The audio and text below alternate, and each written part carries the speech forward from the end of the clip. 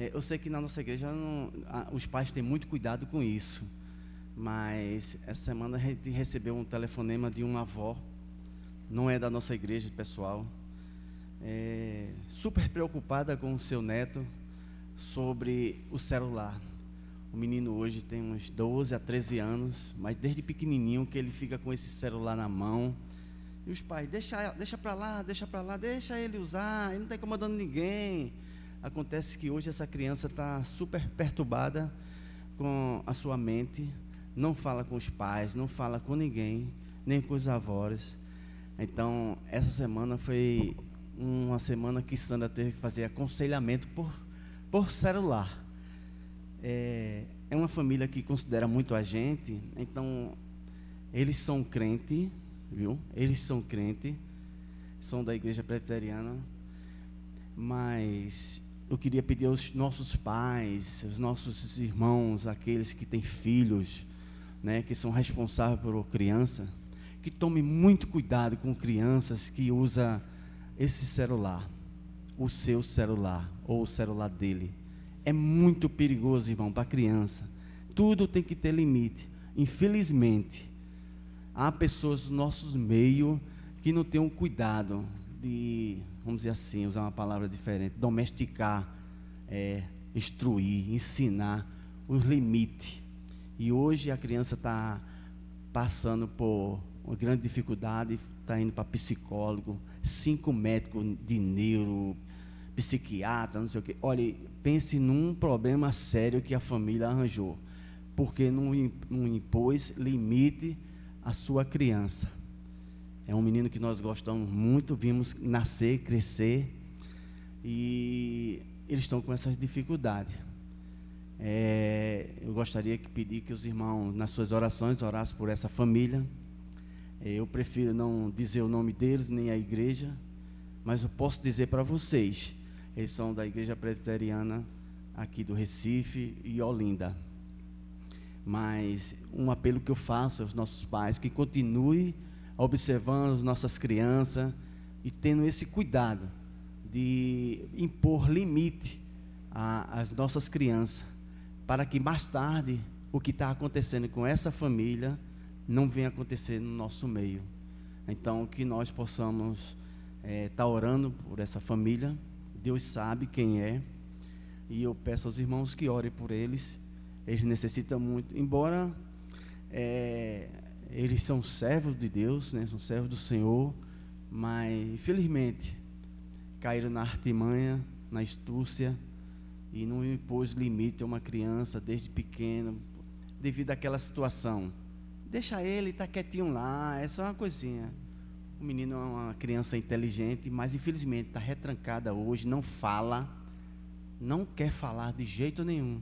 Então esse é o pedido que eu faço nessa manhã, esse alerta, para que nós que somos pai, ou que vamos ser pai, ou que somos avós, tenhamos autoridade sobre os nossos filhos, para que Deus possa estar agindo.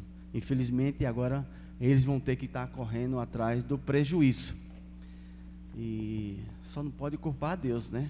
Nem a igreja, porque coisa doméstica são nós que somos responsáveis. Esse é o meu pedido de oração nessa manhã, e que todos sejam abençoados por Deus nessa manhã.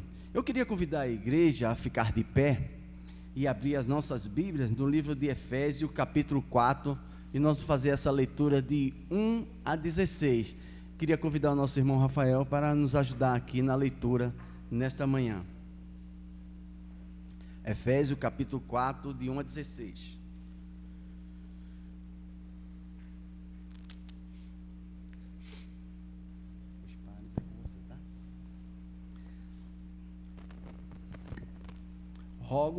Rogo-vos, pois, eu, o prisioneiro no Senhor, que andeis de modo digno da vocação a que foste chamado, com toda a humildade e mansidão, com longanimidade, suportando-vos uns aos outros em amor. Esforçamo-nos diligentemente por preservar a unidade do Espírito no vínculo da paz. Há somente um corpo e um espírito, como também fostes chamados numa só esperança da vossa vocação. Há um só Senhor, uma só fé, um só batismo, um só Deus e Pai de todos, a qual sobre todos age por meio de todos e está em todos. A graça foi concebida a cada um de nós segundo a proporção do dom de Cristo. Por isso diz, quando ele subiu às alturas, levou cativo o cativeiro e concedeu dons aos homens. Ora, que quer dizer subiu, senão que também havia descido até as regiões inferiores da terra. Aquele que desceu também é o mesmo que subiu acima de todos os céus, para encher todas as coisas. E ele mesmo concedeu uns para apóstolos, outros para profetas, outros para evangelistas e outros para pastores e mestres, como vista ao aperfeiçoamento dos santos, para o desempenho do seu servo, para a edificação do corpo de Cristo, até que todos cheguemos à unidade da fé e do pleno conhecimento do Filho de Deus, a perfeita varonilidade, à medida da estatura da plenitude de Cristo, para que não mais sejamos como menino, agindo de um lado para o outro, elevado ao redor por todo o vento de doutrina, pela artimanha dos homens, pela astúcia com que induzem ao erro. Mas, segundo a verdade em amor, cresçamos em tudo naquele que é a cabeça, Cristo, de quem todo o corpo bem ajustado e consolidado pelo auxílio de toda a junta, segundo a justa cooperação de cada parte, afetua o seu próprio aumento para a edificação de si mesmo em amor. Que Deus possa aplicar no nosso coração a leitura da sua palavra. Vamos orar nesse instante com o nosso presbítero Erdinhas e logo em seguida vamos ter uns momentos de louvores.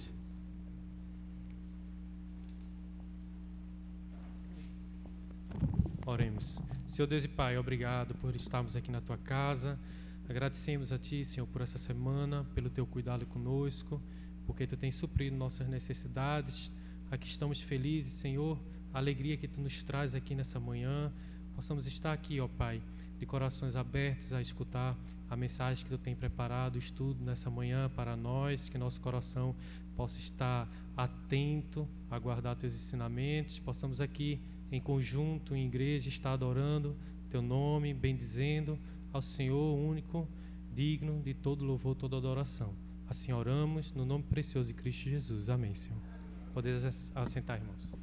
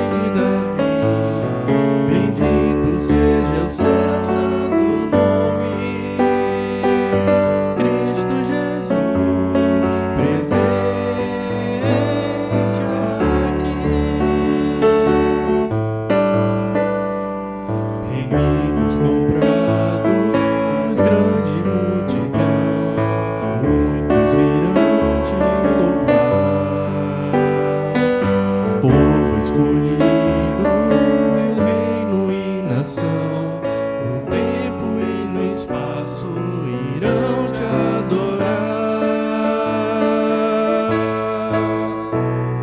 Bendito seja sempre o Cordeiro, Filho de Deus, Rei de Davi. Bendito seja teu santo nome, Cristo Jesus, presente aqui. E a nós só nos cabe tudo dedicar, oferta suave ao Senhor.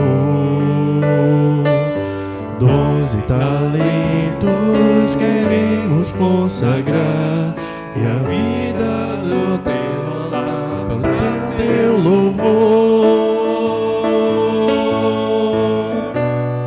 Bendito seja sempre o Cordeiro, Filho de Deus, Raiz de Davi.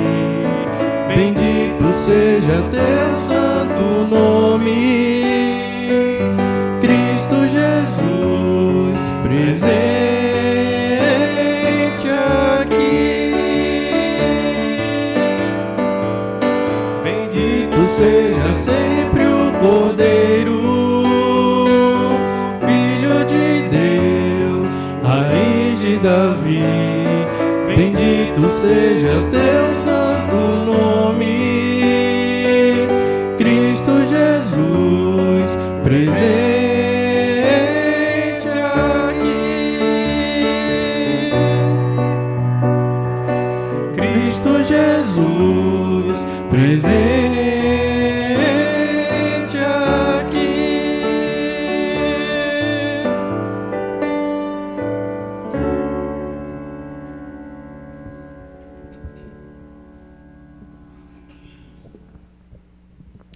Meus irmãos, vamos nos colocar de pé, vamos entoar essa música, vamos exaltar o Senhor, o único digno, todo louvor, toda adoração, é uma música de exaltação.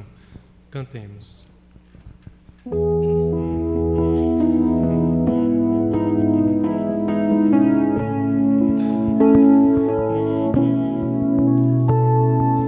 Ele exaltado, o Rei exaltado nos céus,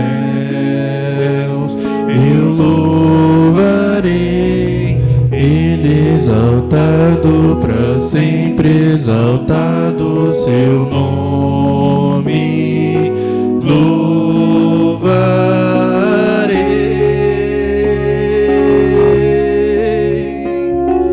Ele é o Senhor, sua verdade vai sempre reinar. Terra e céus glorificam seu santo nome. Ele exaltado, o Rei exaltado nos céus.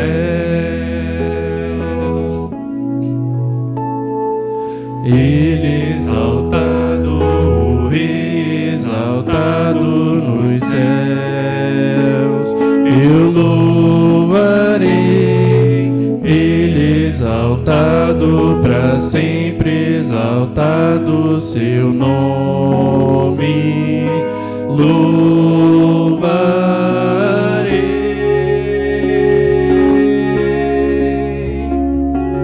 Ele é o Senhor, sua verdade vai sempre reinar. Terra e céus glorificam seu santo nome. Ele exaltado, o Rei exaltado nos céus.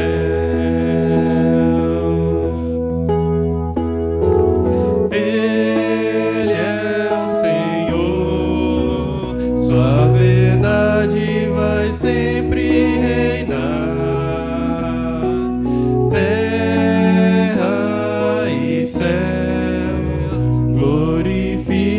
ao seu santo nome. Ele exaltado, o Rei exaltado nos céus. Aleluia. Ele exaltado, o Rei exaltado nos céus. Aleluia. Ele exaltado, o Rei exaltado nos céus. Amém. Amém. Pode se assentar, irmãos.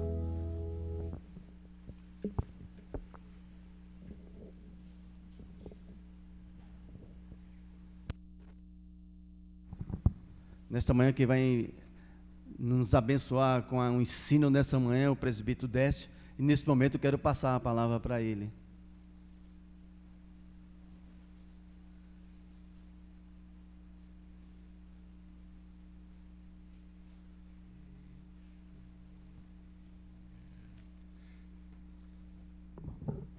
Bom dia, irmãos, graça e paz.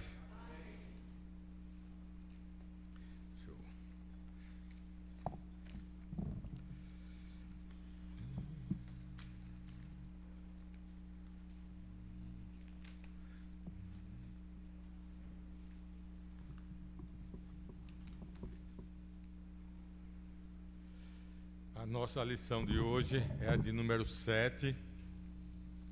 A espiritualidade vivida na comunhão.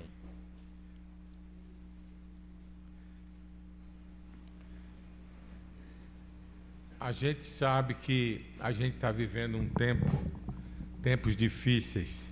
As pessoas são egoístas, né, individualistas, muitas vezes problemáticas. A gente viu até o relato aqui, a criança que vive na tela e tal.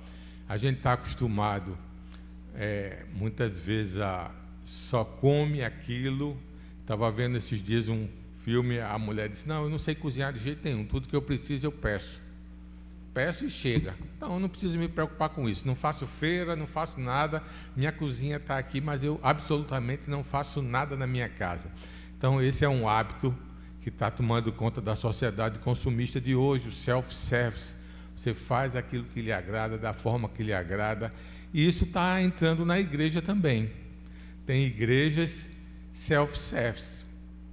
Eu estava vendo uma neurocientista falando que hoje em dia se estuda as técnicas de persuasão, qual o tipo de música influencia mais o cérebro, qual o tipo de música que tem mais impacto na vida das pessoas, a iluminação, tá? E vocês veem que essas igrejas black, né, pretas, como se falam aí, eles usam essas técnicas da neurociência, o tipo de música, quando o pastor está falando, tem uma iluminação específica, uma música no som do órgão atrás. Tudo isso é para causar um pico de dopamina na mente da pessoa, no cérebro da pessoa. O que é dopamina? Dopamina é um neurotransmissor. Valeu, Frank. Faltou a palavra aqui. É um neurotransmissor produzido no cérebro que dá a sensação de prazer, de satisfação. É chamado hormônio da felicidade. Então a pessoa sai do templo querendo mais. Só que é feito tudo pensado. Existem coaches espirituais, pessoas que trabalham para manipular, vou colocar uma palavra bem forte, manipular o sentimento das pessoas na adoração a Deus, para que eles tenham a necessidade de estar sempre ali. E essas igrejas estão lotadas. E as pessoas não estão entendendo que aquilo ali não é a verdadeira adoração a Deus. Aquilo ali não é a verdadeira comunhão. Ah, mas não tem gente ali que adora a Deus? Tem em todo canto. Deus chama, né? Deus usou a jumenta de Balaão para falar, quanto mais uma igreja.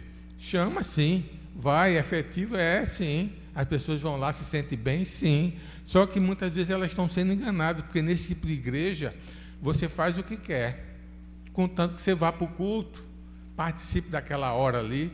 Estava vendo um desses artistas famosos aí, um artista em particular, e ela dizendo, meu pastor é muito bom. E o repórter perguntou, você não acha incoerente você ser uma pessoa que se diz cristã, serva de Deus, e ter um site de fotos nuas na internet, aí num determinado site, ela diz: nada a ver.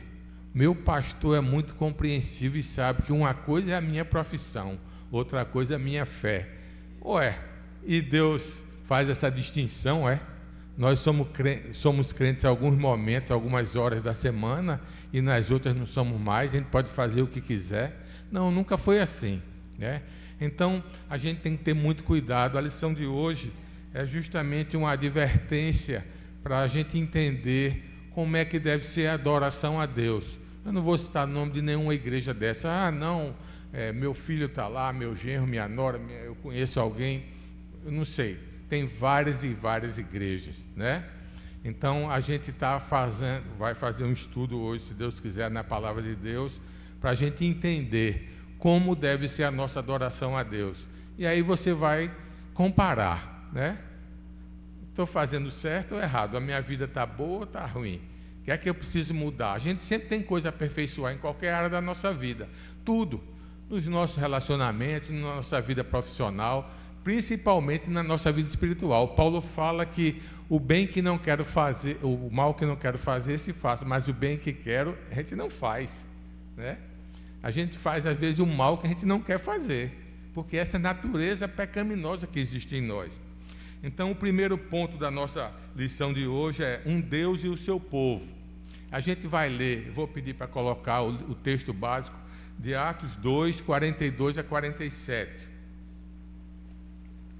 Para a gente começar propriamente aqui.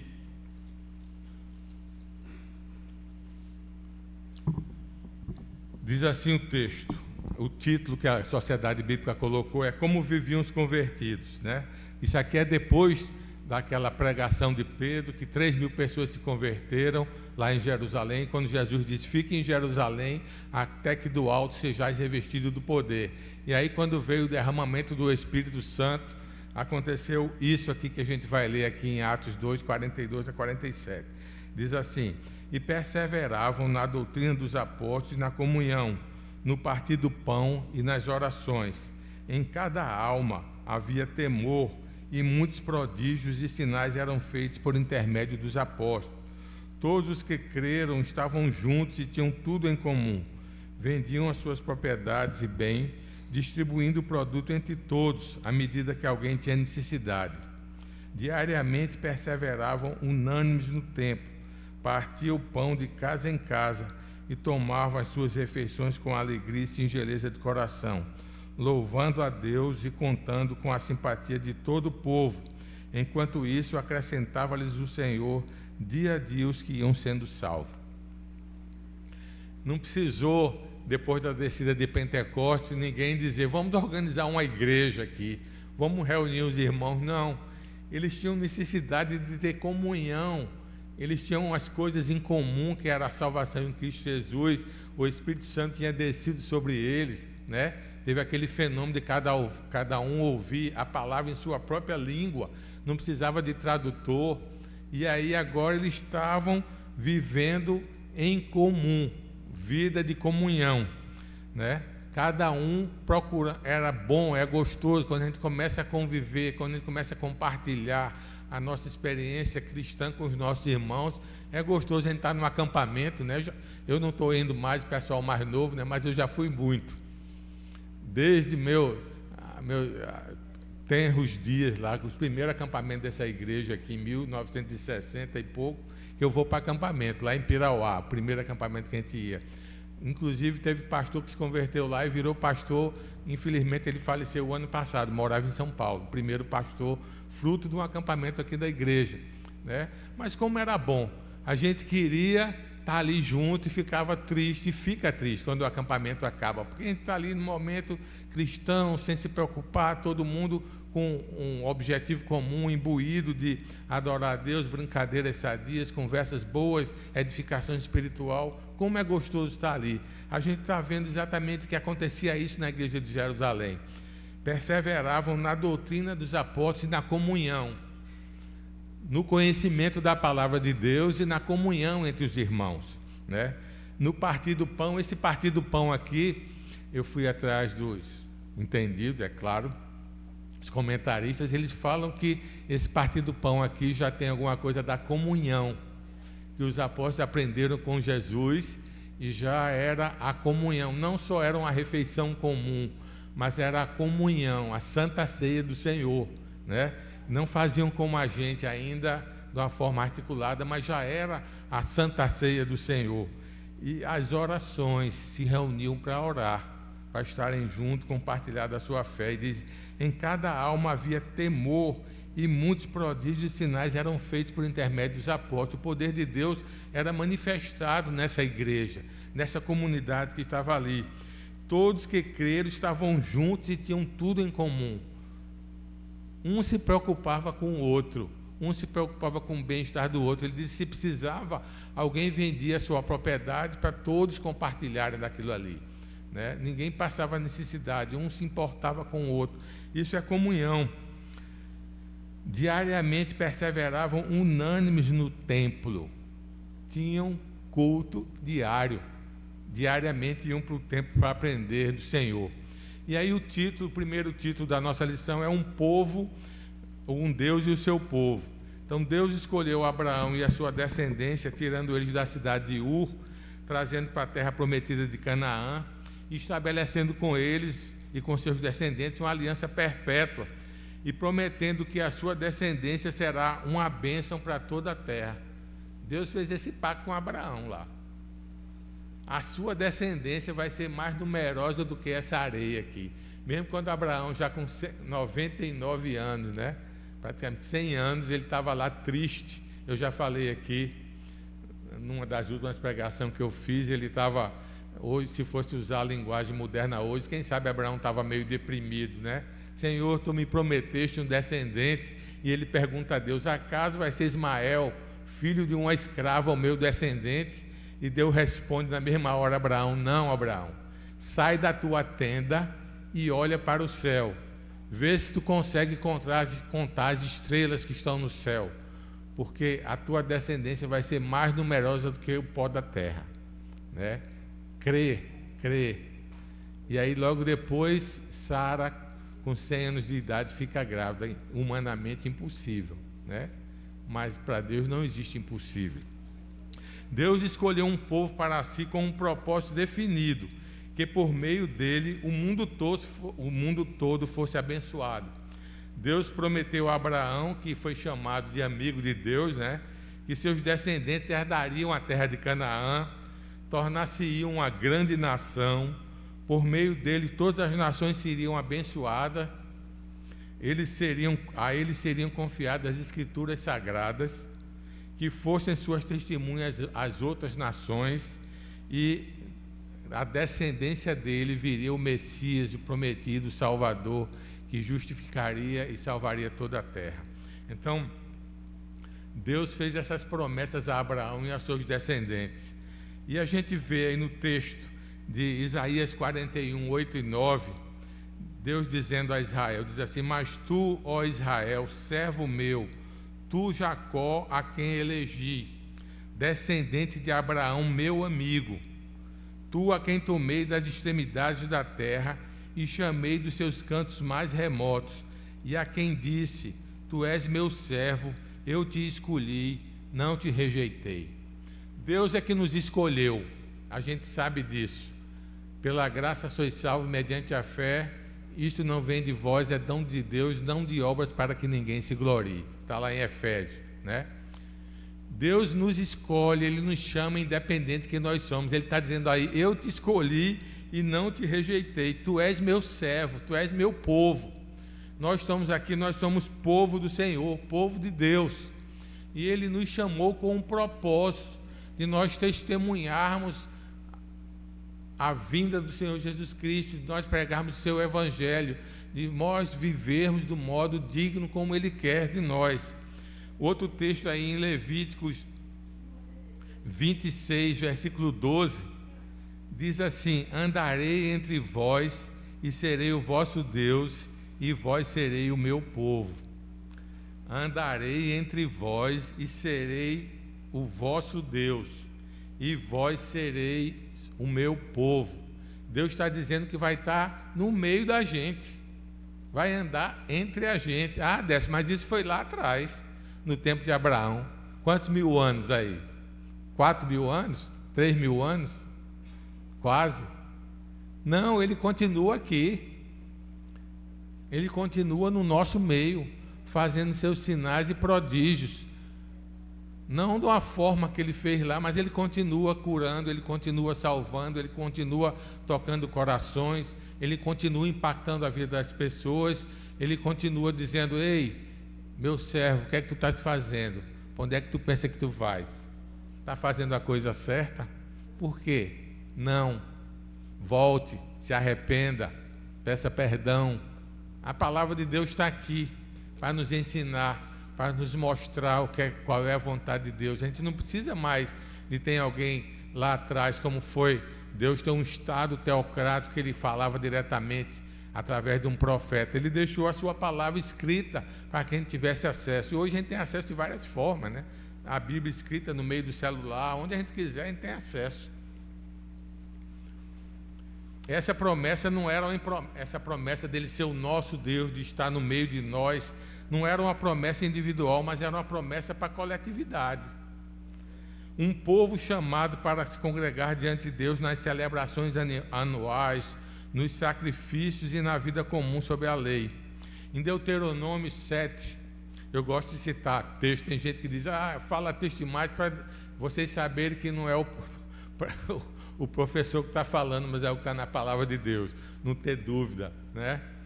Deuteronômio 7,6 diz assim: porque tu és povo santo ao Senhor. Povo santo, é povo separado por Deus com um propósito. Não é santinho que não faz nada errado, não. Santo na Bíblia é separado por Deus com um propósito. Então ele está dizendo: porque tu és povo santo ao Senhor, teu Deus. O Senhor teu Deus te escolheu para que fosse o seu povo próprio, de todos os povos que há na terra. Então Deus, ele nos escolheu, a cada um de nós. A Bíblia diz que antes da fundação do mundo, ele nos escolheu e nos chamou. Ele já nos conhecia. O salmista disse que quando a gente era substância ainda informe, nem existia, Deus já nos tinha escolhido, né? Então não é um acaso. Deus nos chama assim: ei, você, vem cá. Não, ele chama pelo nome.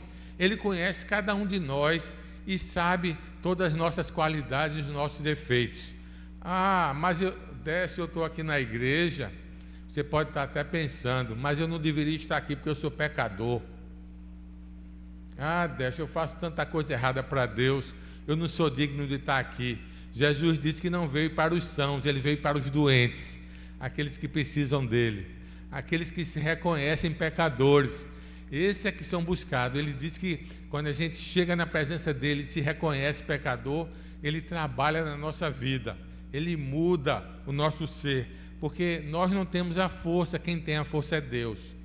A gente pode todas as coisas, e os impossíveis são feitos através do Senhor. Diga, Frank.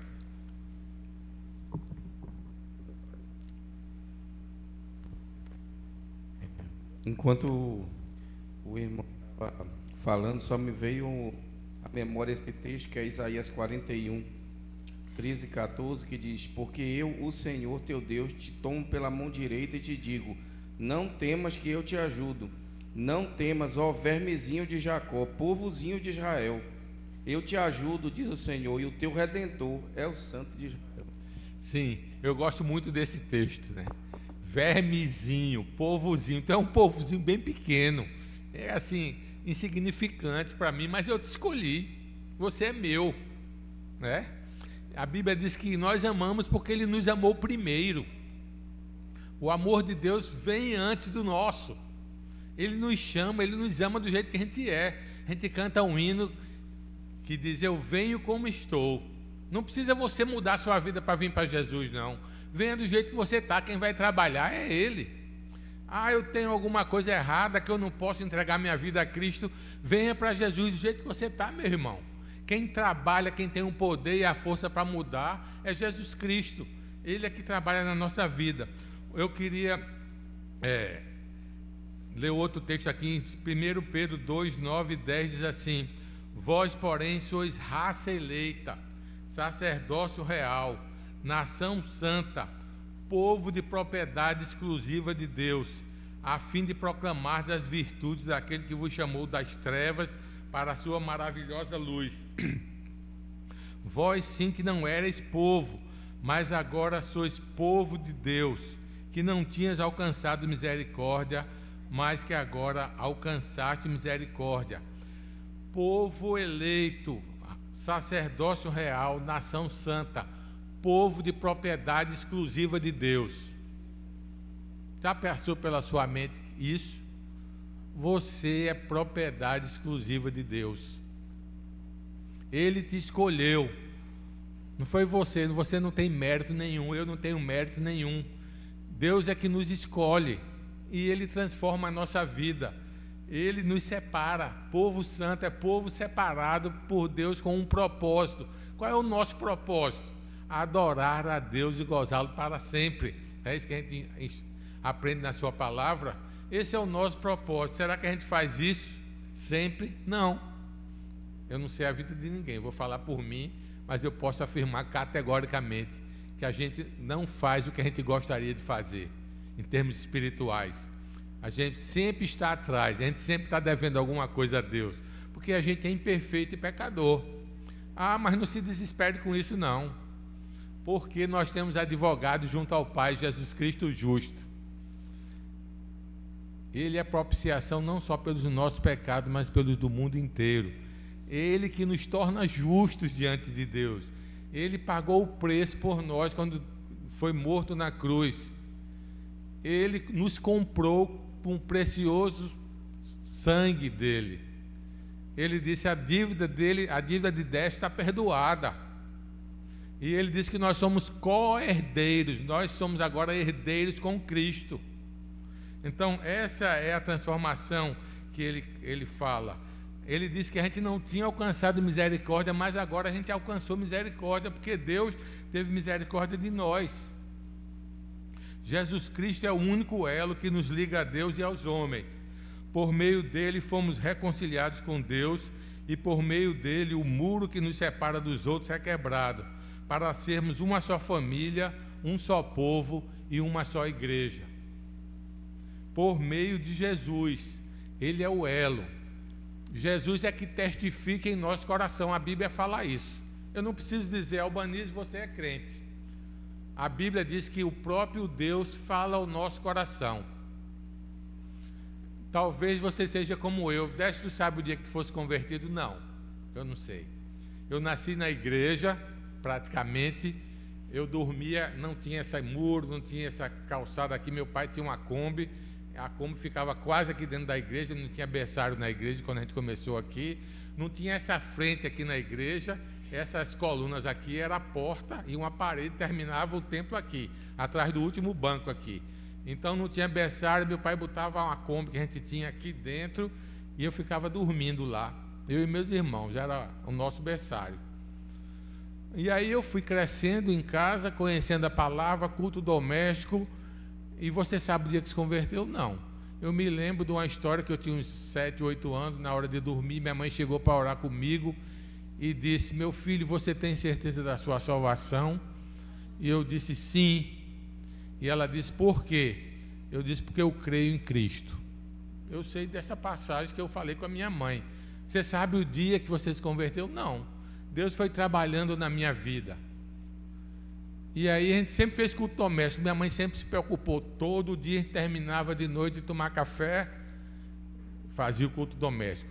Vou dizer que era sempre, oba, culto doméstico. Não, às vezes eu ficava, culto doméstico, né? Menino, pequeno. Não, tem outras coisas para fazer. Mas minha mãe não deixava passar, culto doméstico. Até que, adolescente, eu comecei a entender que a gente sempre lia a Bíblia, cantava hinos do inário, desafinado ou não, a gente cantava, né? E até que eu comecei a entender, adolescente, que aquilo não era suficiente para a minha vida espiritual. Só o culto doméstico, só isso. Só via a igreja no domingo, fazia o culto doméstico. E aí Deus começou a me perturbar, dizer: tem que estudar a palavra de Deus, tem que ler a Bíblia, estudar. Não é ler, é estudar a Bíblia. E eu comecei, sendo despertado, e eu li a Bíblia toda, eu não sei quantas vezes eu li, não. Li muitas vezes. Eu lia a Bíblia toda a primeira vez, depois eu disse, não, eu vou ler assim. Eu dividia o Velho Testamento em 2 partes, lia até Salmos, depois pulava para o Novo Testamento, aí voltava, lia de Provérbios aí lia todo o Novo Testamento, porque para mim o Novo Testamento tinha as informações sobre Jesus, sobre o Evangelho mais atualizado, então eu precisava saber mais. E aí eu não me incomodava só em ler a Bíblia, eu ia ler as notinhas de rodapé. Tem lá aquela letrinha pequena, aí o versículo lá está referido lá em Isaías, na profecia disso, e eu ia para lá, olhar aquilo ali. E fui me despertando. Então, graças a Deus, tinha um reverendo Valmir aqui. E eu chegava e dizia, pastor, eu li isso, não entendi. Ele dizia, Décio, abre aí, vamos, e ficava discutindo a Bíblia com ele. E foi muito útil, um instrumento usado por Deus para o meu crescimento espiritual. E aí eu fui me despertando. Eu me lembro que na época da faculdade, muitas vezes, eu ficava até de madrugada estudando a Bíblia ali. O profeta Isaías disse que a gente tem que comer, né? Eu comia a Bíblia. Eu ficava ali e dizia, eita, 1h da manhã, eu vou ter que me acordar às 6 para ir para a faculdade, vou dormir. Aí ia dormir na marra, porque eu queria ficar ali, descobrindo as coisas, a palavra de Deus falando. Quando a gente recebe a iluminação do Espírito Santo de Deus, a gente começa a entender, estudar a palavra de Deus, Deus começa a falar ao nosso coração, e a gente quer ver mais e mais e mais, né? Então, essa é a diferença. Aqui tinha uma senhora chamada Dona Júlia 30, uma das crentes bem antigas aqui na igreja. Não sei se ela era fundadora, mas chegou logo no início. Ela morava com um filho que era oficial da Marinha aqui na escola de aprendiz marinheiro, e ela dizia que ele lia a Bíblia como se lia um livro. Ele dizia, minha mãe, eu gosto muito de ler a Bíblia, tem instruções bem interessantes, princípios de vida interessantes, mas eu não consigo enxergar a Bíblia como a senhora enxerga. Por quê? Falta a iluminação do Espírito Santo de Deus, senão é só um livro de boas intenções. Então, Deus nos chamou e a misericórdia de Deus nos alcançou. Cada um de nós que está aqui, né? A igreja em Cristo, a igreja existe em Cristo e através de Cristo.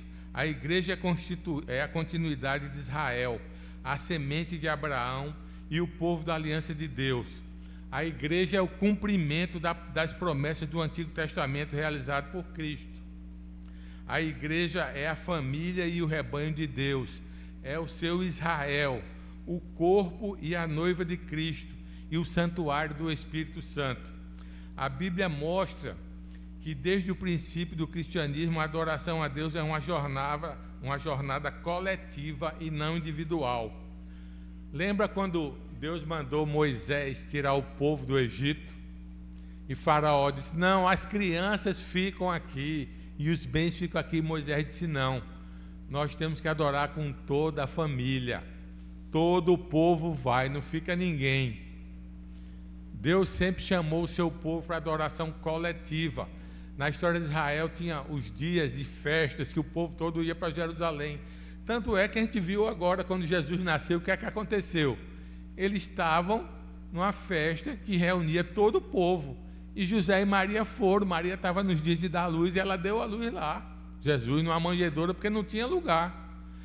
As festas anuais de Israel que eles se reuniam. Atualmente, aparecem igrejas focadas exclusivamente no indivíduo, buscando atender às suas necessidades e lhe oferecer benefícios. Igrejas com som alto, repetitivos, melodias repetitivas, iluminação especial, testemunhos especial, coach espiritual. O que é um coach, meu irmão? É um profissional que ensina técnicas e ferramentas para as pessoas na igreja alcançarem os picos de sensações subjetivas, né? Como eu falei no início, pico de dopamina, que é um neurotransmissor, é chamado popularmente o hormônio da felicidade.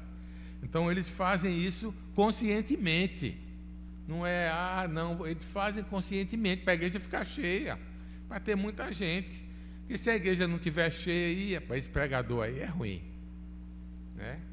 Esse trabalho aí não é abençoado por Deus, não. A gente pode até pensar assim, humanamente falando, mas a igreja não é minha nem sua, a igreja é de Deus.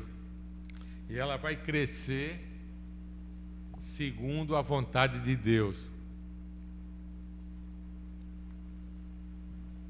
Nesse texto aí que a gente leu de Atos 2, tem lá o versículo que diz: e acrescentava-lhes o Senhor dia a dia os que iam sendo salvos. Deus é que acrescenta, não sou eu nem você. Quem converte não é ninguém, a não ser o Espírito Santo de Deus. Aqui tinha um irmãozinho que andava com um caderninho, há muito tempo atrás. Era por ignorância, coitado. Ele dizia: eu já levei tantos para Cristo. Já levei tantos para Cristo. Eu dizia: meu irmão, ia falar com muito amor a ele, mas ele não entendia. Não sou eu nem você que leva ninguém a Cristo. Deus nos usa como instrumento da sua atuação. Ele dizia: não, é isso mesmo. Eu já levei tantos para Cristo. Deixa ele lá.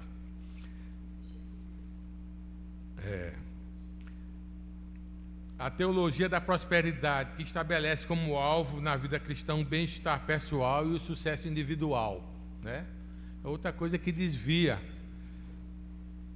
A espiritualidade, segundo a mentalidade do mundo, é um self-service, onde a pessoa escolhe o que lhe convém para as suas necessidades, sem se preocupar com o propósito de Deus de participação, de serviço e de comunhão com o seu povo, sua família e seu corpo. As pessoas hoje querem isso, um self-service espiritual. A minha religião é do jeito que eu quero. A minha adoração a Deus é do jeito que eu quero, que eu gosto. Não é como Deus quer. A gente vê lá em Isaías Deus dizendo que está cansado do ajuntamento solene, daquelas palavras que o povo fala que sai da boca, mas não do coração, que não existe um arrependimento verdadeiro. Deus está com quem? Com o coração quebrantado e contrito, né? Mas não, o povo hoje não quer isso não. Diz assim: não, eu sou crente, mas eu vou na igreja quando eu quero, se eu quiser. Meu pastor é muito bom, ele compreende o que eu faço, independente do que seja, por bem ou por mal. A gente viu na televisão um tempo atrás uma equipe lá recebendo propina, corrupção, e eles orando em cima do dinheiro, agradecendo a Deus por aquele dinheiro. Meus irmãos, onde é que a gente está? Que mundo é esse? Um político corrupto agradecendo a Deus a propina que recebeu. Desde quando isso é permitido para um servo de Deus? Nunca. Nunca. Não sabe a palavra de Deus, não sabe o que vem para ele aí de castigo. Que testemunho é esse? Agradecer a Deus o dinheiro da corrupção. E é esse o mundo, as pessoas do self-service. A minha adoração a Deus da forma que eu quero, como eu quero. O que é bom para mim não é o que é bom para Deus. Não é o que Deus requer de nós, mas é o que eu quero fazer para Deus. E as pessoas se enganam e dizem: não, eu sou crente, eu sou servo do Senhor. E fica por aí, enche a boca. Mas às vezes eles estão recebendo, se preparando para condenação. Jesus fala: ai daquele, né, quando estava falando das crianças, daqueles que desviam a criança, ele diz: ai daqueles que desviam um desses pequeninos, melhor lhe fora não haver nascido, né? Diga, Frank.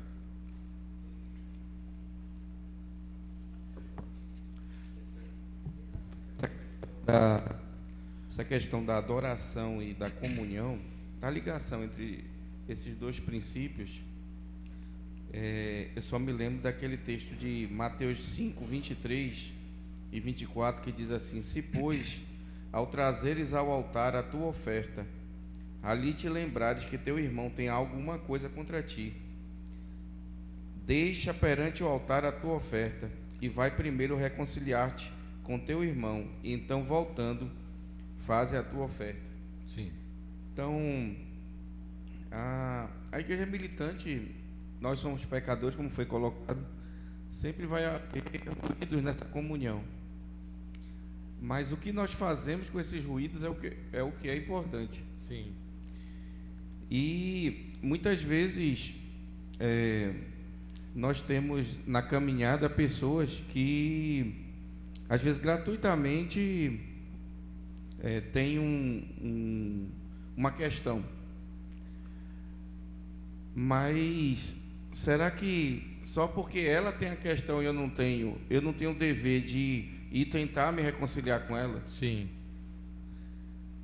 Na minha vida mesmo, tem uma pessoa que eu já tentei por 2 vezes me reconciliar com ela e ela não quis. Então, e aí agora a minha parte eu entreguei ao Senhor. Agora, será que estamos tomando esse passo de tentar? Porque às vezes nós sabemos de irmãos que não têm uma comunhão plena. E será que nós não tentamos restabelecer a comunhão? Porque a comunhão tem totalmente a ver com a adoração. Como eu posso dizer que eu amo Deus que eu não vejo e não amo meu irmão a quem eu vejo? Ainda tem isso na Bíblia, eu acho. Sim. Tem. Então, irmãos, é um desafio, porque a Bíblia não nos manda amar só aqueles que nos amam, mas até os nossos inimigos. Sim. O padrão do Evangelho é bastante alto. O padrão que Cristo nos deixou é muito alto. O terceiro ponto da nossa lição é adoração comunitária, o coração da vida cristã.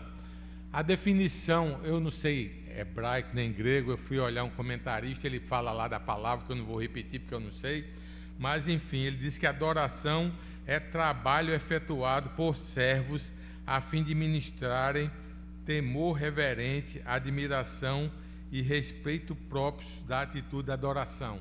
Diz que era trabalho feito por servos e escravos. Agora vamos colocar isso, adoração para nós que somos cristãos, né? Nós somos servos de Deus, não pelo significado só da palavra. Adorar a Deus é dedicar a Ele o nosso amor, nossa reverência, nosso serviço e a nossa devoção. Adorar a Deus é dedicar a Ele o nosso amor, nossa reverência, nosso serviço e a nossa devoção. Adoração é o serviço prestado a Deus com a utilização de louvores, as orações e os serviços prestados aos nossos semelhantes, tendo como base a atuação do Espírito Santo em nossas vidas, realizando todas as atividades com amor no coração. Deus nos convida a adorar. A ideia que tem por trás da palavra é que nós somos servos, escravos. De certa forma, somos obrigados a fazer isso. Qual é o fim principal do homem? Glorificar a Deus e gozá-lo para sempre, né? Que a gente aprende. Então, essa é a adoração que a gente deve ter. Glorificar a Deus e gozá-lo para sempre. A adoração comunitária é um ato central da vida da igreja. O momento em que nos reunimos como povo de Deus diante do Senhor para expressar a Ele o nosso amor, nossa gratidão e nossa reverência. É um ato de serviço prestado a Deus, uma expressão de amor e obediência, na qual experimentamos a plenitude da Sua presença em nossas vidas. Amor, reverência, serviço. Deus não nos chama para esquentar banco, né? A gente sempre fala aqui, Deus nos chama para o serviço do Senhor. O que é que eu posso fazer na igreja? O que é que eu estou fazendo na igreja? O que é que eu poderia fazer pela igreja? Deus é que nos constrange, Deus é que nos chama, e o mais importante que a gente aprende a vida toda, Deus é que nos capacita. Há muitos anos atrás me chamaram para dar uma aula de escola dominical. Eu era um jovem aqui da igreja, naquela salinha lá em cima, era a sala dos jovens, onde é a sala da diaconal, lá em cima. Eu fiquei com a camisa e a calça colada no meu corpo do suor, do nervosismo de falar. Isso faz muito tempo, viu? Mais de 40 anos. Até hoje eu sei o nome da lição, Deus e Deuses. Eu estudei muito para falar. Não consegui falar nada do que eu planejei. Acho que em 10 minutos, 15 minutos eu terminei a lição. Como é que vai falar, né? Antes de vir para cá eu sempre estou nervoso. Jane sabe, quando eu estou em casa preparando o estudo, eu fico para lá e para cá, tá nervoso. Que preparou? Eu não. Quer que já, mas não sei o que é que eu vou falar ainda. Eu vou para lá, vou para cá, e procuro um livro, tenho uma ideia, vou e não está bom, até que Deus me mostra. Aí vem a tranquilidade para fazer, mas para falar, pega na minha mão que eu estou gelado, né? Porque eu sei que é responsabilidade, eu estou sendo aqui um instrumento de Deus, não sou eu que vou falar, Deus é que fala. Eu posso falar aqui um monte de coisa, mas Deus é que vai impactar na minha vida e na sua. Eu estou falando para você e para mim. É a atuação do Espírito Santo de Deus, não sou eu. Eu tenho plena noção que não sou eu. Quem faz a obra é o Senhor, e Ele nos chama e Ele nos capacita. Na vida cristã, Ele nos chama para o serviço, e a gente tem que se dispor a fazer a obra do Senhor. O que é que eu posso fazer pela obra do Senhor? A igreja é o corpo de Cristo aqui na terra, a noiva do Senhor Jesus Cristo. A gente tem que fazer o nosso trabalho, pregar o Evangelho para que Cristo venha.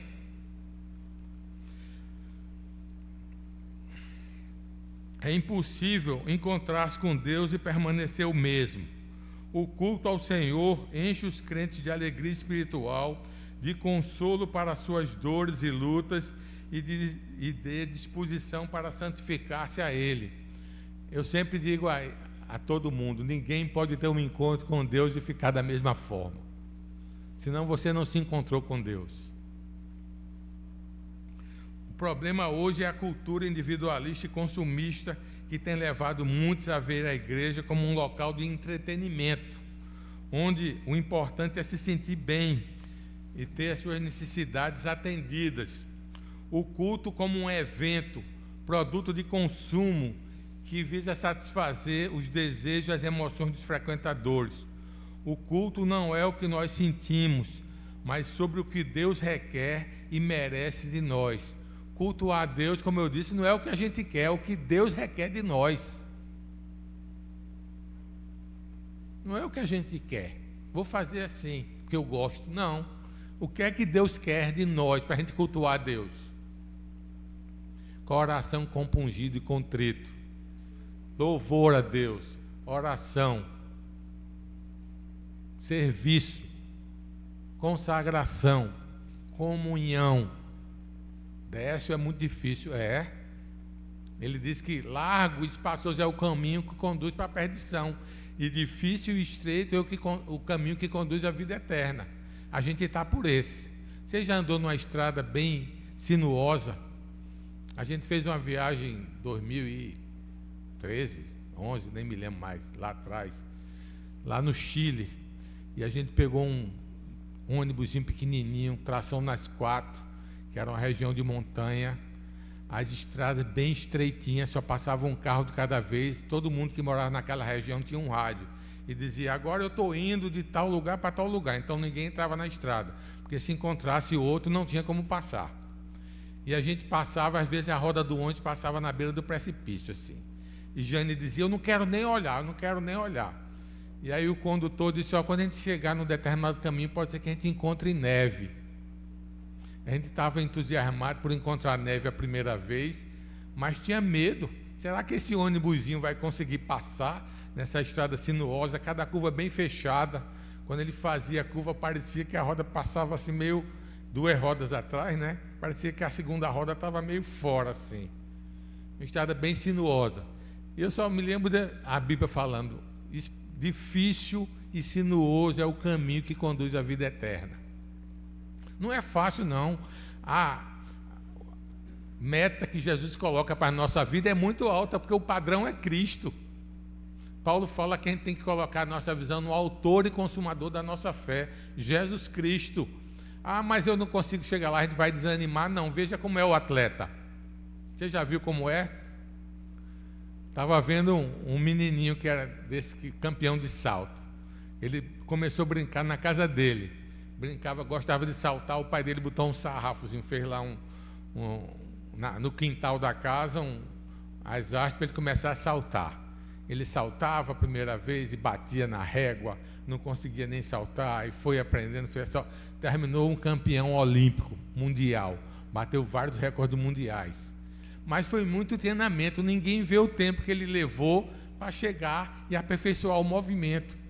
Hoje, os nadadores aí do mundo bem desenvolvido, inclusive aqui no Brasil, nadam numa piscina de vidro que tem controle da correnteza para saber a velocidade que ele vai nadando, e lá é tudo filmado e analisado por computador para ver o movimento de cada músculo, para ver onde ele pode ganhar tempo, né? Os homens se depilam todinho, porque diz que o pelinho do corpo pode atrasar tantos milissegundos ali para o cara bater o recorde.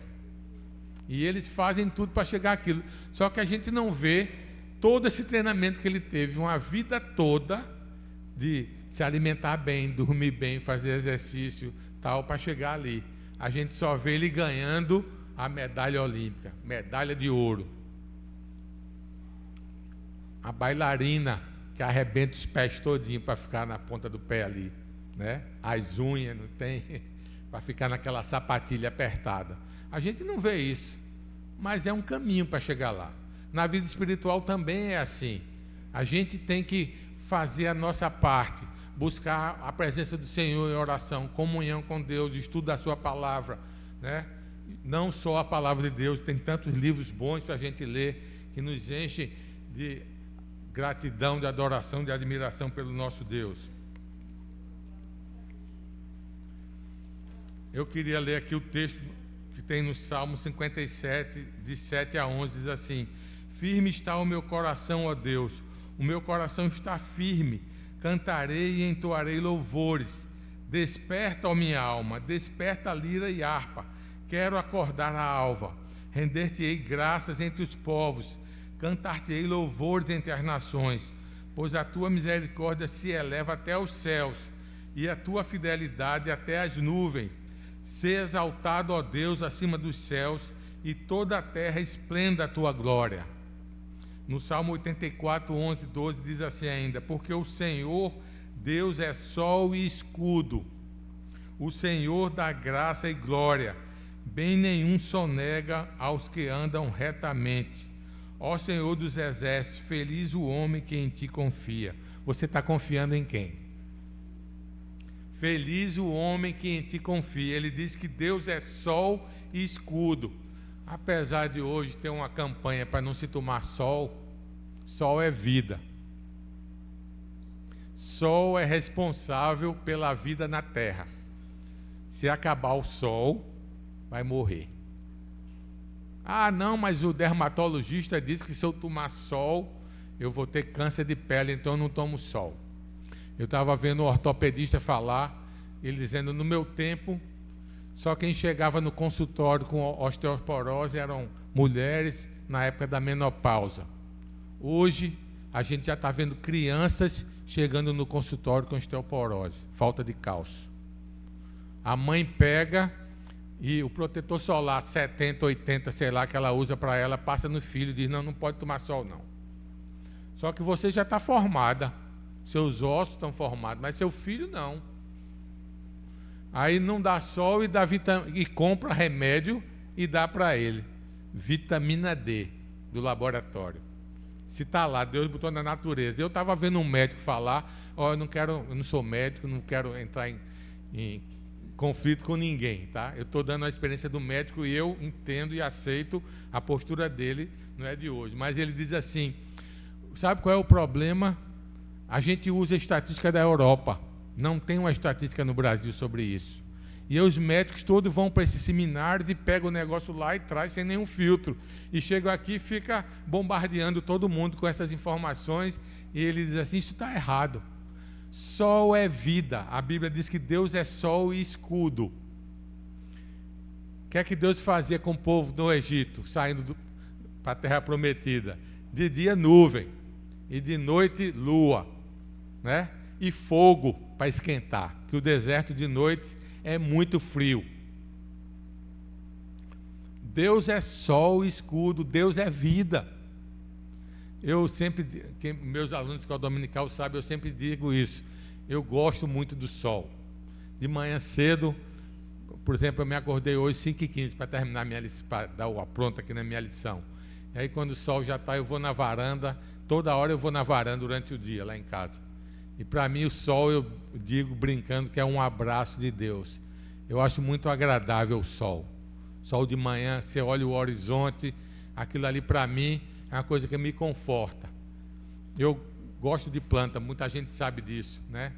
E aí eu vejo a minha orquídea, diz, não, a orquídea só tem uma flor por ano, a minha já vai em um ano, é a terceira vez que ela está começando a florir.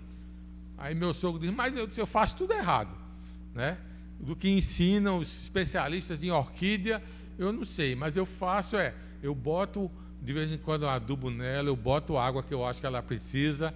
Ah, tem que ser na sombra, a minha toma sol. E ela está lá florindo de novo. Floriu em final de agosto, tinha flor até agora no início de janeiro. Essa semana, anteontem, saiu outra flor. E tem outra saindo lá, né? Ah, mas como é? Não, sol é vida, Deus é vida. Ele mexe a natureza, ele alimenta a natureza, tanto que a gente tira energia até do sol hoje, né?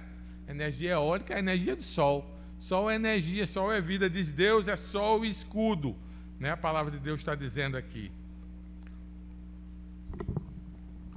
No Salmos 86,5 diz, pois tu, Senhor, és bom e compassivo, abundante em benignidade com todos os que te invocam. Deus é bom e compassivo e é benigno para todos aqueles que o invocam. Nós. Deus é bom para nós que invocamos. A graça comum de Deus significa que Deus, às vezes, modifica até as coisas por amor do seu povo. Para ser bem prático, lembra nas pragas do Egito, a partir da quarta praga, Deus fez separação. Se ele estivesse fazendo as pragas iguais para os egípcios e para o povo de Israel não ia acreditar no poder de Deus, que Deus estava fazendo tudo aquilo ali também, para o povo entender quem estava falando com ele era o Deus de Israel, o Senhor dos senhores, Rei dos reis. E aí ele diz, agora vai ter separação entre as pragas do povo do Egito e o povo de Israel. Israel não tinha nada, e o pessoal do Egito estava sofrendo as pragas. É isso que Deus faz conosco. A comunhão dos santos para a edificação do corpo. Comunhão é aquilo em que alguém participa ou compartilha. Esse é o significado da palavra original lá no grego. Agora eu vou traduzir para a nossa linguagem cristã. Diz assim, comunhão significa uma participação profunda, parceria e união com Deus e com outros crentes, implicando em partilha de vida, de propósitos, experiências, recursos, além de uma convivência fraterna e um amor que serve e estimula ao bem. Um amor que serve e estimula ao bem. Além do amor, é o amor que estimula. A comunhão serve para isso. Um ao outro ajudou e ao seu irmão disse, esforça-te, né? A gente tem que ajudar os nossos irmãos na caminhada. É bom que sejam dois, né? A Bíblia diz. Ele fala isso com relação ao matrimônio, mas também à vida. A gente foi feito por Deus para viver em comunidade, para viver em comunhão. Um ajuda o outro. Estou com o pé doente, não consigo andar, tem alguém para me escorar ali, para me ajudar, né? Eu estou manco da minha fé, estou precisando de um cuidado. Essa semana eu estava vendo o deputado que estava caminhando para Brasília, né? E toda hora que parava, a turma corria, vinha lá duas moças, eu não sei qual era a profissão dela, mas com balde de gelo para ele botar o pé dentro, remédio e tal, porque os pés não estavam aguentando aquela caminhada. Na nossa vida cristã também a gente precisa da ajuda. Às vezes a gente não está tão forte o suficiente. A gente não está andando como deveria andar. E a gente precisa de alguém. Quem é o alguém? É o nosso irmão. A experiência dos primeiros cristãos demonstra o poder transformador do Evangelho, capaz de unir pessoas de diferentes origens e realidades em um só propósito, glorificar a Deus e servir ao próximo.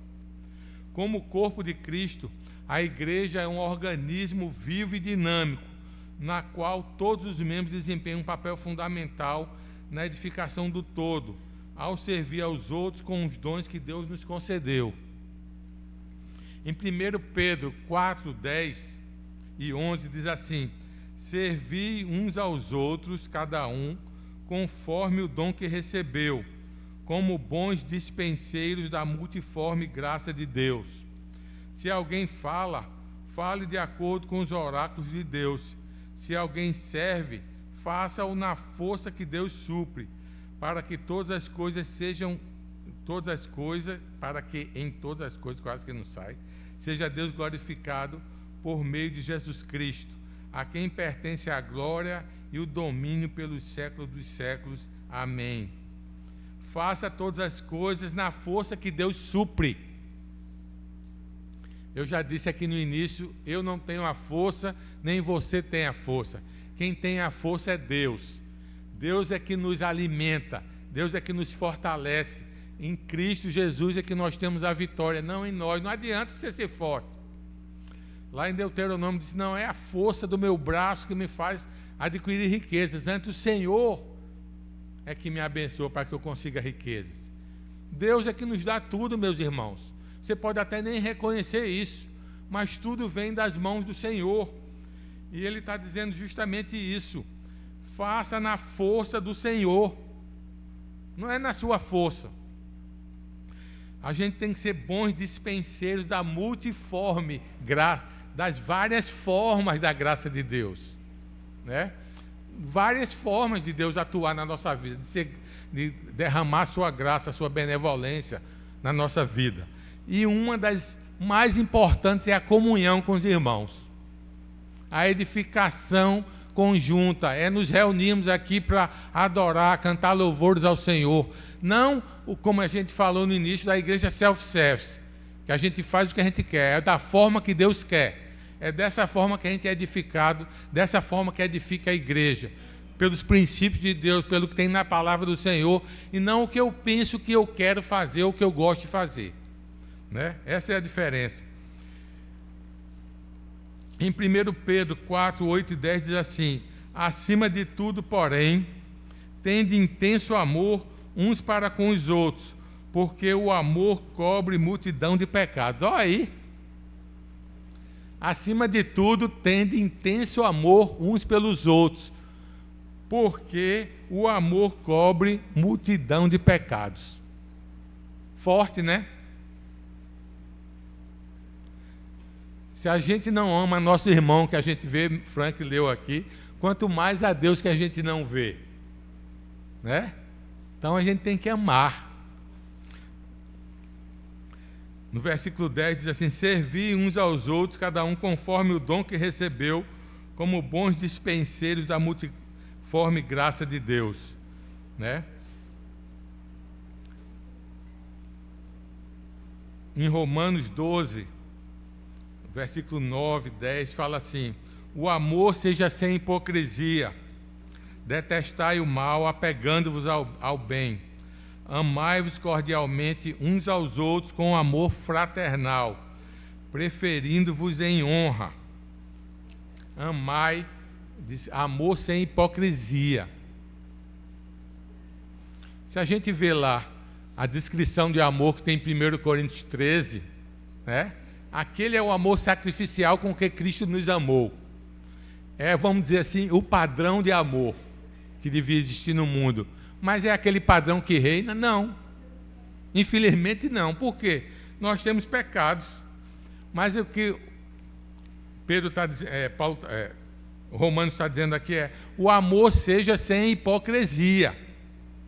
Amor não pode ser mentiroso, senão não é amor. Ele não se exaspera, não se ressente o mal, não procura o seu próprio interesse. Então, que amor é esse se você faz tudo ao contrário? Não sou eu que estou dizendo, não, é a palavra de Deus, né? Detestai o mal, apegando-vos ao bem. Amai-vos cordialmente com amor fraternal, preferindo-vos em honra uns aos outros. Honrar. Ter consideração, né? Vamos colocar isso bem prático. Como é que eu honro meu irmão? Como é que eu demonstro ao meu irmão que eu tenho amor? Ou ao meu cônjuge? A gente tem que ter ações na nossa vida que demonstram isso. Uma coisa bem simples. Essa semana eu vi um filmezinho na internet. Uma jovem que foi... o padrasto dela está desempregado, estava em casa, e ela chegou para almoçar, e ele disse: sua mãe deixou seu almoço, está em cima do fogão. E ela se virou, ele estava comendo um sanduíche, pela imagem parecia um sanduíche de mortadela. E ela disse, oxente, você não vai almoçar não? Ele disse, não estou com fome não. E ela pegou o prato, era um prato bem caprichado. Para mim dava para comer umas 2 vezes ali. Bem alto assim. E ela disse, não, mas por que você não vai comer? Eu disse, não, tudo bem, eu estou comendo esse sanduíche aqui, eu não estou com muita fome. E ela disse, não, eu lhe conheço. Eu sei que você não come só isso. Foi lá, pegou um prato, pegou uma colher e dividiu a comida que estava no prato. Era uma sobrecoxa com uma coxa de frango, ela cortou, botou um pedaço para ele e um pedaço para ela. E ele ficou emocionado porque ele estava com fome. E a sua enteada, não era nem filha, era a enteada, ela sentiu a necessidade dele, ela sabia que ele comia mais do que aquilo, e ela dividiu o que ela tinha com ele. Deus, o que é que você está querendo dizer? Vamos fazer uma coisa bem prática. A gente tem um almoço aqui na igreja, né? E aí eu estou na fila, fui o primeiro da fila, eu chego lá e diz, bota aqui. Eu não quero saber se tem 100 atrás, não. Bota aqui para mim. Né? Primeiro para mim, que eu cheguei primeiro. Meus irmãos, isso é amor. É preocupação com o outro. É honrar o nosso irmão. Não, não é. Eu vou dizer bem claro, não é. Né? Na família a gente aprende isso. Quantas mães agora estão deixando de comer para seus filhos comerem? E diz, não, eu já comi. Não estou com fome. Porque isso é amor. Ela quer que seu filho tenha aquilo, não dá para todo mundo, ela quer dividir, e a gente, quando tem, não se preocupa com o outro. É egoísta dizer, não, eu cheguei primeiro. Não, isso quem deve fazer isso é quem está lá fora no mundo. Mas aqui a marca da igreja cristã sempre foi o amor. Então a gente tem que demonstrar amor nas ações que a gente faz. Estou dando um exemplo bem contundente, bem prático, bem simples. Mas só para a gente entender, o amor deve ser a coisa primordial na nossa vida. E a gente tem que mostrar isso aos nossos irmãos de forma prática.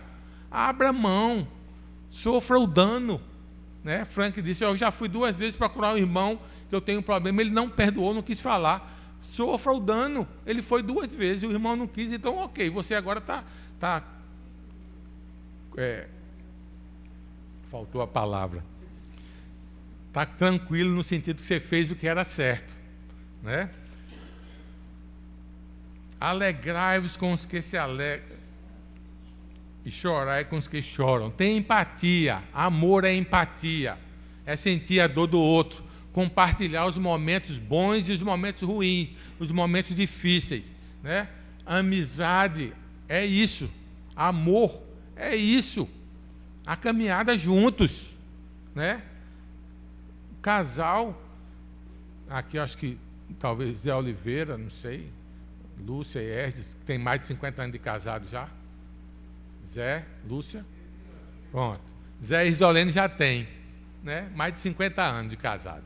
Meu pai completou 63 quando minha mãe morreu. É uma caminhada junto. Às vezes estava na mesa, minha mãe dizia o que foi. A gente não estava entendendo nada, mas ela olhava para o rosto do meu pai, já sabia que tinha alguma coisa errada. Ela já conhecia a expressão.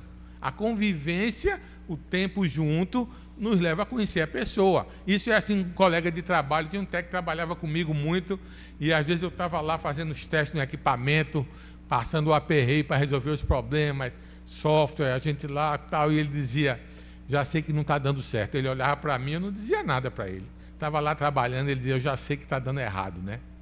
Eu dizia, tem que descobrir o que é que está errado aqui. Então, alegrai-vos com que se alegram, chorai com os que choram. Se importe com seu irmão. Chegue junto.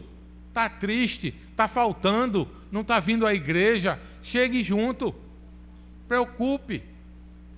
Meu irmão, quer que às vezes só emprestar ouvido, como a gente diz, é muita coisa para a pessoa. Uma pessoa que faz isso muito bem é meu amigo Mário Alcoforado.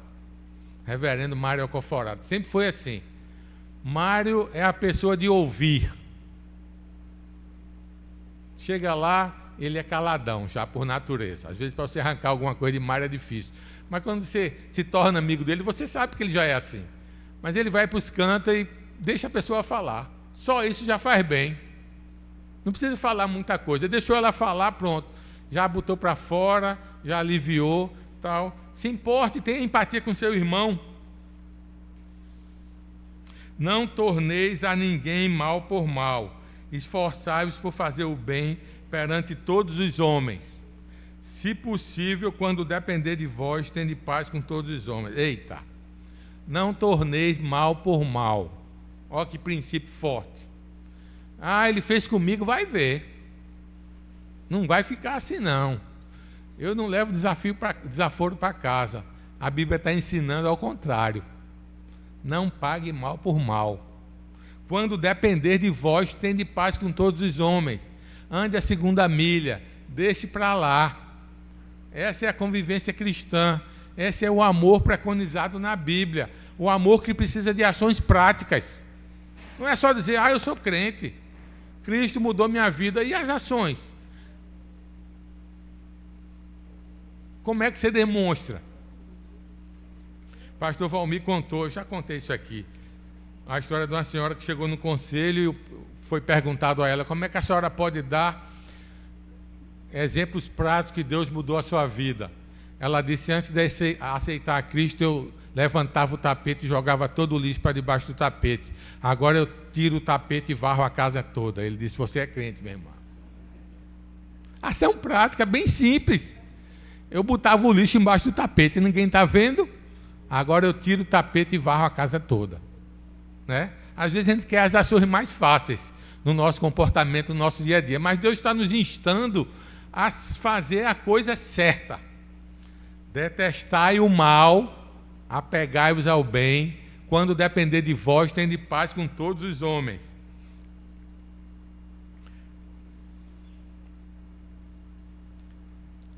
Não te deixes vencer do mal, mas vence o mal com o bem. O versículo 21. Não te deixes vencer do mal, mas vence o mal com o bem. Não deixe o mal tomar conta de você. Faça o bem. Se a gente fizer isso, a gente vai ter uma mudança de vida. Você vai ficar bem, vai ficar suave, vai se sentir bem com você mesmo. A gente tem que lutar contra a carne. O ser humano está querendo sempre reagir, sempre fazer alguma coisa, mas Deus está ensinando o contrário, principalmente aqui, no meio do povo de Deus, na igreja do Senhor Jesus Cristo. Estou quase terminando, meus irmãos.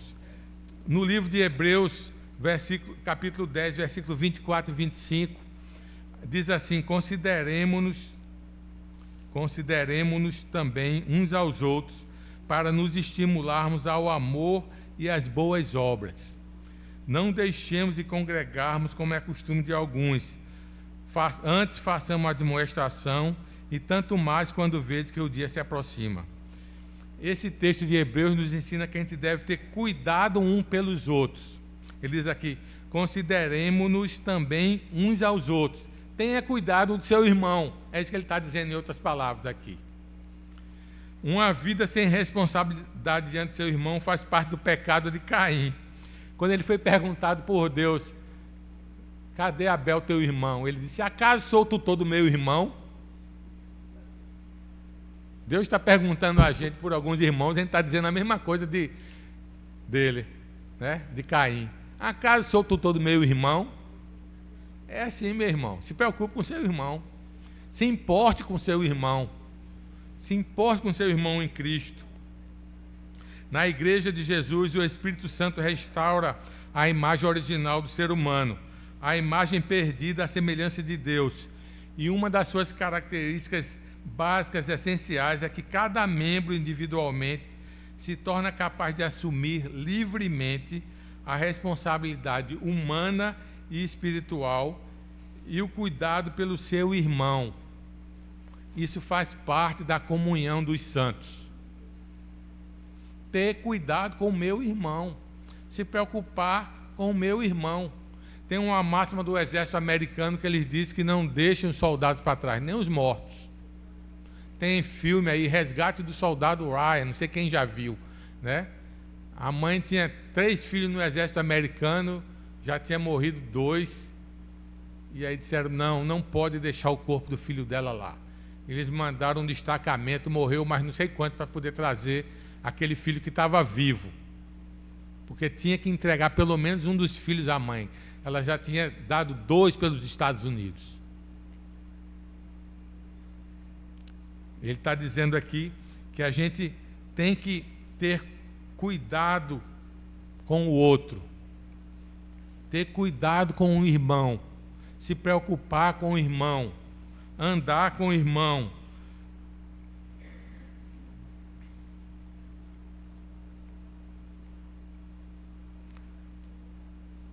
Os fiéis deveriam ter consideração uns pelos outros para se amar e auxiliar mutuamente.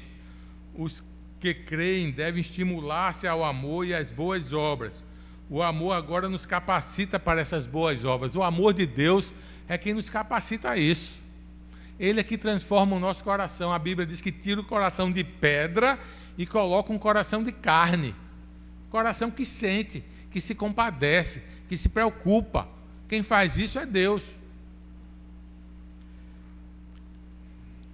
O amor agora nos capacita para as boas obras, para as ações de misericórdia e amor ao próximo. Isso não apenas se tratando das necessidades materiais, mas as que auxiliam o outro a progredir na fé. Ações que auxiliam o outro a progredir na fé. Se preocupar com o irmão, ajudar, orar com ele, ouvir. Está com dificuldade, dar orientação. Ele é neófito, chegou agora na igreja, precisa de acompanhamento. Veio um visitante aqui, chegue junto. Você não sabe a necessidade que ele está. O que é que ele está passando? Por que ele veio aqui, movido pelo Espírito Santo de Deus, para ouvir a sua palavra, mas está precisando, às vezes, de uma palavra de auxílio. Se preocupe, tenha empatia com os nossos visitantes. Chegue junto. Isso cativa, isso faz uma mudança de vida. A gente leu lá atrás que o amor perdoa uma multidão de pecados, né? A gente não sabe, o amor de Deus está ali para restaurar aquela pessoa. Faça a sua parte. Essa ação só pode se concretizar na convivência espiritual. Por isso o texto nos exorta a não abandonar a reunião. Ele fala aí, não deixe de congregar, né? Não deixemos de congregar como é costume de alguns. Pois só podemos cumprir a solicitação para estimular o amor do outro se estivermos em comunhão concreta com os irmãos que vivem no mesmo local e ali também se reúnem regularmente para a celebração. Estava existindo naquela época ali já esse costume de não se congregar, de deixar. Existia perseguição à igreja, existia muitas coisas e as pessoas estavam deixando o costume de se congregar. Hoje as pessoas estão deixando de se congregar porque querem uma religião self-service, comodidade às vezes. Eu não sei vocês, meus irmãos, mas quando eu fico em casa para assistir o culto, não é a mesma coisa. Porque a gente, queira ou não queira, às vezes a gente tem coisas que roubam nossa atenção em casa. Tem outras atividades, outras coisas que às vezes nos desconcentra. A gente está ouvindo ali o louvor, está até cantando, mas é diferente de estar aqui. Eu me lembro que, quando eu era jovem, tinha uma reunião de todos os jovens evangélicos lá no Agri, na sexta-feira à noite. Chamava Clubão. E juntava centenas de jovens na sexta-feira lá. Eu ia, não tinha namorada, né? Aqui na igreja não tinha as meninas que... E eu dizia, vou lá para o Clubão, quem sabe eu arranjo uma irmã, né? Para namorar lá, né? E aí, a gente ia para lá. Meus irmãos, aquele auditório do Agnes, lotado de jovem. Não tinha um lugar vazio, corredor cheio. E a gente cantando uma música animada, chega, arrepiava. Aquele louvor que estrondava, né? Emocionava de estar ali, era gostoso de estar ali. Dava aquele, graças a Deus porque eu estou aqui hoje. Sexta-feira à noite, lotava. E lá a gente tinha estudos, a gente orava um pelos outros. E era jovem da Igreja Presbiteriana, Igreja Batista, Congregacional, várias denominações. Era muito gostoso, muito bom, porque estava todo mundo imbuído ali, em louvar o Senhor. Sinceramente, não tinha nada nos atrapalhando. A gente chegava ali com aquele objetivo. A comunhão concreta com os irmãos que vivem aqui. A gente tem que ter convivência. O amor ao irmão requer engajamento pessoal.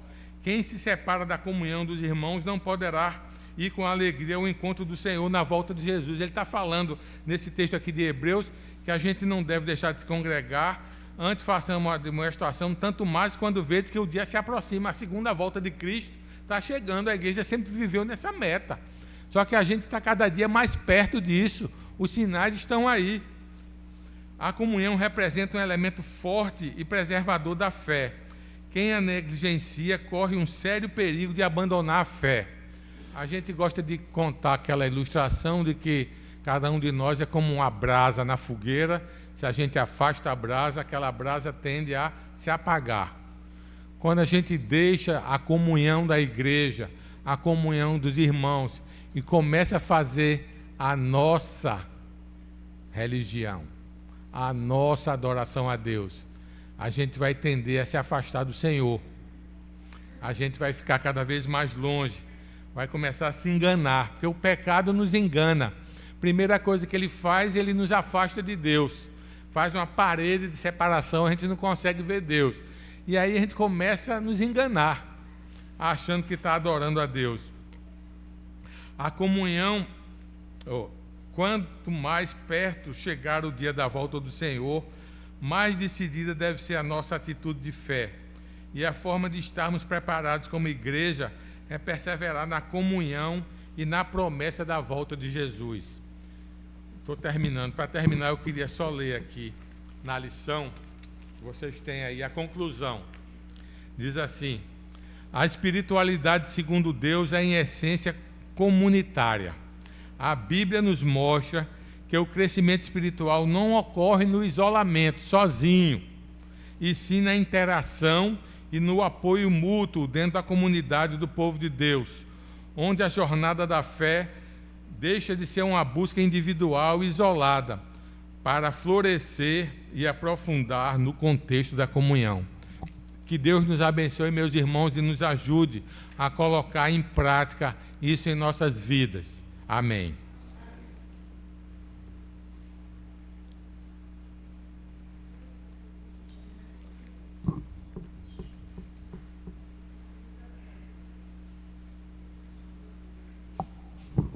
Agradecemos a Deus pela vida do presbítero Décio, pela bonita lição que nos trouxe nesta manhã.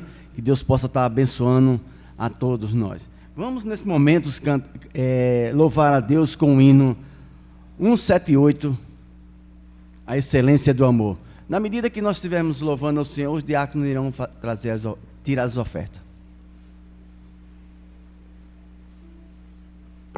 Fiquemos de pé, irmãos.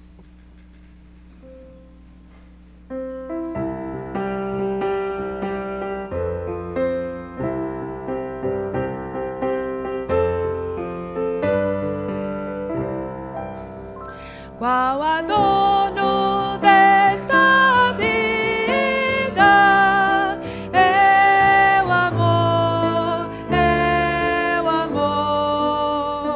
a alegria é concedida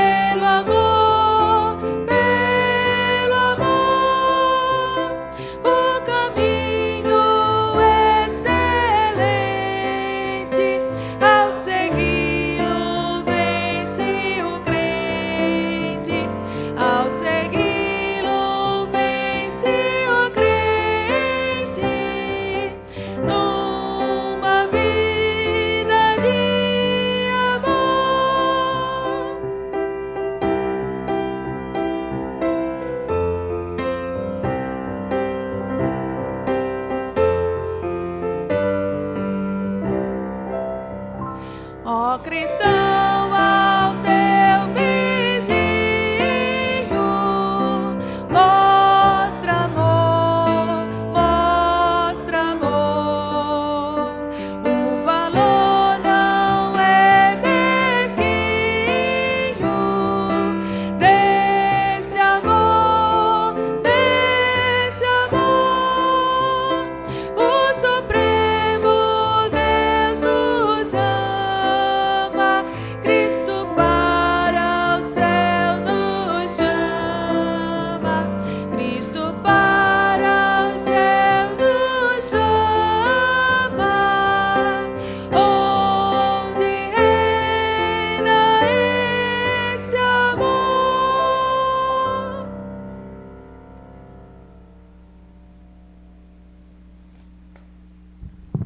Oremos, meus irmãos. Santo Eterno Deus, Pai de amor e misericórdia, te agradecemos, Senhor, por estarmos aqui reunidos em Tua casa, Pai. Te agradecemos por estarmos aqui nesse dia, para te cultuar, para te louvar e aprender mais de Ti, Senhor. Te agradecemos, Senhor, por Tua imerecida graça derramada em nosso favor, pelo perdão que Tu nos dá aos nossos pecados, ó Senhor. Te agradecemos, Senhor, porque permite que possamos estar aqui em comunhão com nossos irmãos, Pai. Te agradecemos, Senhor, nesse momento pelas ofertas levantadas aqui, ofertas essas que vão ser direcionadas, ó Pai, para a manutenção da Tua casa, para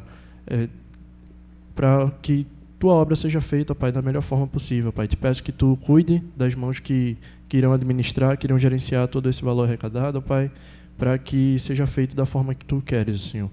Te pedimos que coloque em nossos corações a palavra que Tu nos trouxesse hoje, ó Pai, e nos faça refletir nela, Senhor. Assim como também no resto do dia de hoje, logo mais à noite, quando retornarmos à Tua casa. É isso que te pedimos, ó Pai, em tudo te agradeço, Senhor. Em nome de Jesus Cristo, amém.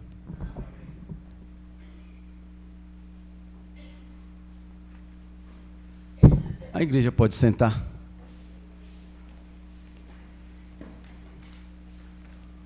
Queria chamar a nossa irmã Ana Patrícia, ela tem um aviso para dar.